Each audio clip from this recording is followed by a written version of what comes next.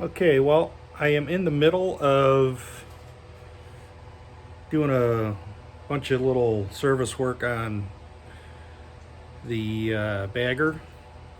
It's got a stuck starter solenoid, and when I was looking through the manual, I was looking at the wrong page. There's a bunch of pages because the manual is a FLT FXR manual for 93, 94, and ultimately I was not reading the model correctly. So I took apart the fairing because I was thinking that the starter relay was in there, but it's actually under the seat behind or in front of the battery. But I needed to get into the fairing anyway because I want to adjust the bars. I wanted to clean up some wiring. I wanted to take the stereo out because I don't use it. And what else did I want to do? I think that's pretty much it for up front there. And I'll get that all wrapped up. I got the parts on order for the solenoid. I got the primary gaskets coming. I got the solenoid rebuild kit. And then get this thing back together and movable. And then that way I can get the car back in the garage. I need to hopefully find a place to store the bagger, but I don't think that's going to happen. So I have to have the El Camino and the bike movable so I can pull them out. The weather seems to have taken a turn for the mild, and we got some warm weather over the next few days. Christmas holiday and then the weekend. So I'll make use of that time, and then I can continue working on the Corvair. That said, I'm in the middle of, Dad, my base isn't working. You said you would fix it. So that's the project I got going on now. Hopefully I find a loose wire, a couple dead spiders, maybe dust, and can get this thing working. So let me show you what I got going on with that, and we'll get going. So here's the base. It's a knockoff P base that my nephew actually was playing when he was a teenager, and he gifted it to my daughter. My daughter plays violin. She's in musical theater and is pretty much able to gravitate to a musical instrument and figure it out. So she's been playing the bass, but she gets all frustrated because it seems to cut out.